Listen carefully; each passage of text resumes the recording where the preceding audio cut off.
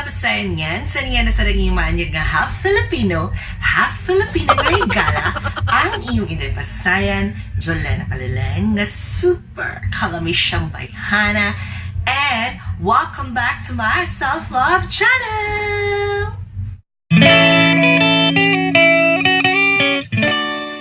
Laing na self-love video na sarang niyo makita karon, and in today's video, magdi-declutter tayo ng aking closet. But before we start, if you're new to my channel, please don't forget to click the subscribe button and the notification bell para ma-update ka sa akong mga latest na mga videos.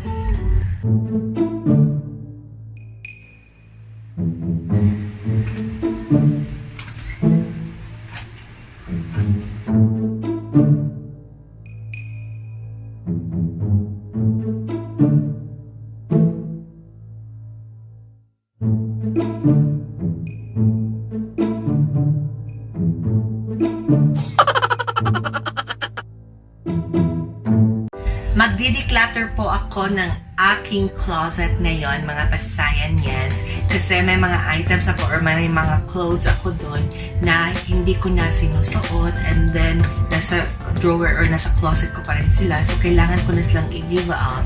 Sa ating pagdi-declutter ngayon, mga pasayan yans, we will use the KonMari method, which was popularized by Marie Kondo. Sa mga nagtatanong kung ano yung KonMari method, it is a method of decluttering wherein i-give up mo lang yung mga items na hindi na nagsaspark ng joy sa buhay mo. So, kahit itong item na to ay hindi mo naman talaga kailangan or hindi mo naman talaga ginagamit, and it still brings joy to you, so hindi mo siya kailangan i-give up. So, yun yung gagawin natin, mga pasayan yans. So, nandito na, mga pasayan yans, ang mga damit or ang mga gamit ko na I felt hindi ko na siya ginagamit, and one of the reasons na kailangan ko mag-declutter, mga pasayan yans, is, yung major reason talaga is, may mga clothes na ako na hindi na nagkakasya sa akin, and recently, I'm really gaining weight, a lot of weight, mga pasayan yans. So, let's start with the first one. So, i-judge natin sila, mga pasayan yans, kung bibigyan ko ba sila ng second chance. So, let's start with this one. This is a top from Zara. So, this is Zara Basic. So, nabili ko siya. Ano siya? Second hand ko na siyang nabili, mga pasayan yans. And, nagamit ko na siya many times. However, the problem is this part. So, masakit tong area na to, mga pasayan niya. So, hindi ako masyadong nakakagalaw. And another thing na hindi ko gusto sa top na to is this area, yung neckline niya. Kasi, you know, nakikita yung bra ko. So, I have to put, safety pins dito para hindi yung mag-show yung bra ko. So, salamat sa service mo for making me beautiful. Thank you very much. Another, clothes or top na i-give up ko, mga pasayan yans, is this one. This is from H&M. So, kailangan ko na rin siyang i-give up, mga pasayan yans. The reason is this one. Ayoko ng ganito at also this one. So, parang hindi siya komportable isuot. Another item na kailangan kong i-give up, mga pasayan yans, is itong top na to from Cotton On. So, nabili ko lang to on sale. So, I bought this for 200 pesos. The reason na i-give up ko na siya, mga pasayan yans, is crop top siya. And then, as what I have mentioned earlier, I'm gaining weight. So, lumalaki na yung chan ko. So, happy ako kasi nadala ko to sa mga travels ko. So, nasuot ko to, naging OOTDs ko to sa mga travels ko. So, thank you very much for your service. I have to give you up. Next item na i-give up ko, mga pasayan yans. I'm not sure if i-give up ko pa talaga to. I bought this long skirt sa Cotton On. This one, with flora print siya. Gusto ko rin tong ruffles na to. But, parang hindi ko siya gustong i-give up, mga pasayan yans, kasi every time na nagpi-plane ako, lamigin kasi ako, so malamig inside the plane. And usually, ito yung sinusuot ko kasi parang nagiging blanket ko siya. So, for now, I think hindi ko siya i-give up. So, dito ka muna. You'll be staying with me muna. Next is this one. This is from, I think this is from Coco Cabana. Nabili ko to sa SM. And I really like the design. Very island vibe yung design niya. Lakas maka-pineapple. The reason na gusto ko siyang i-give up mga kasayan niya is yung ito. Cropped up kasi siya. And as what I have mentioned kanina, lumalaki na yung tiyan ko.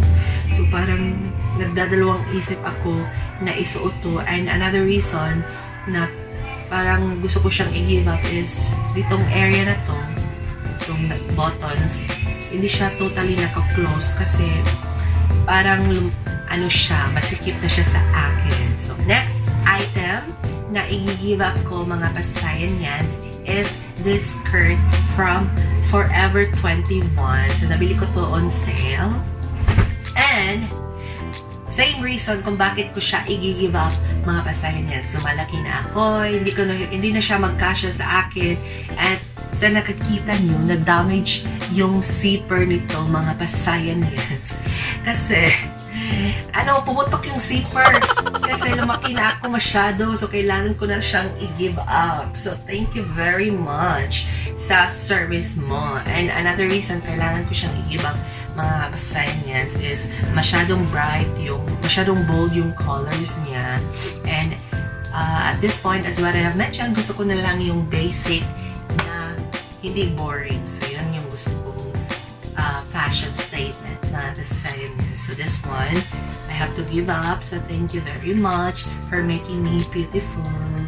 Another item na hindi nagsa-spark joy sa buhay ko mga pasayan yan is this sparkly dress. So, ito. Nabili ko siya sa Okay mga pasayan, yes. The reason na binili ko to is because yung Christmas party theme namin was glitz and glamour. So, kailangan talaga sparkly yung suotin mo. And, hindi ko naman to sinusuot araw-araw. Another item na i-give up ko mga pasayan yan is this mom fit jeans from Bershka. Ay, Bershka pala. Iwan ko anong tawag pagbasa nito. Bershka? Bershka. So, ito. Mom fit jeans.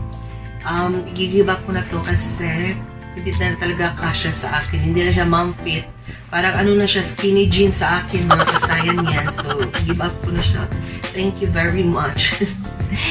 Another na i-give up ko is this pants. Dito. Parang wide leg siya na crop. So, as you can see, mayroong lining dito, mga kasayan yes. The reason, originally, wala talagang ganito, mga kasayan yes. Nagkaroon lang yan kasi gustong-gusto ko talaga tong pants ko, pero hindi na siya magkasya. Pina-alter ko siya. And now, hindi na naman siya magkasya sa akin.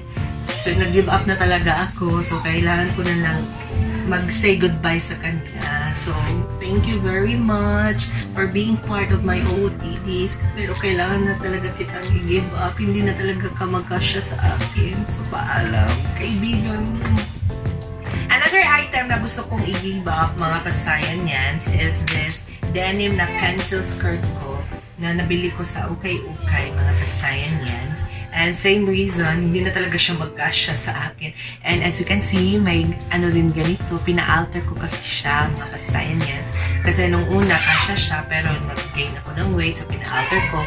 Now, hindi na naman siya magkasya. And ayoko na siyang ipa-alter pa, so i-give up ko na lang siya. Next is this pink, polo. Naguguluhan kasi ako mga pasayan yan kung pang lalaki ba to or pang babae. So kaya hindi ko siya sinusuot. Next is this floral na polo. So it has been with me for a long time na. I even brought this to Japan. Next item na possible ko na i-give up mga pasayan yans is this crop top from Forever 21. Pero parang gusto ko talaga siyang isuot every time na nag-beach ako mga pasayan yan. So, hindi ko na lang to i-give up. So, I'll keep this one. So, stay with me, okay? Next is my favorite short. Mga pasayan yans. Favorite ko talaga tong shorts na to. Kaso, nung sinukat ko kanina, ito sana yung susuot ko papuntang mall. Pero nagulat ako, mga kasayan yan. Hindi na talaga magkasya. So, kailangan ko na talaga siyang i-give up. Thank you, my favorite short. Next is itong swimsuit na to. One-piece swimsuit. Na ito, mga kasayan yan. Parang na-scam ako nung binili ko to online kasi yung ganda talaga ng mga pictures na pinost nila online. Pero nang sinuot ko, or nang na-receive ko, ito pala siya. Ganun kaganda. And by the way, meron pala siyang built na ganito na hindi ko alam kung paano to gamitin. So, kailangan ko na siyang i-give up. Ang mahal-mahal ang binili ko nito. So, hindi ko talaga siya masuot. Pero anyways, lesson learned.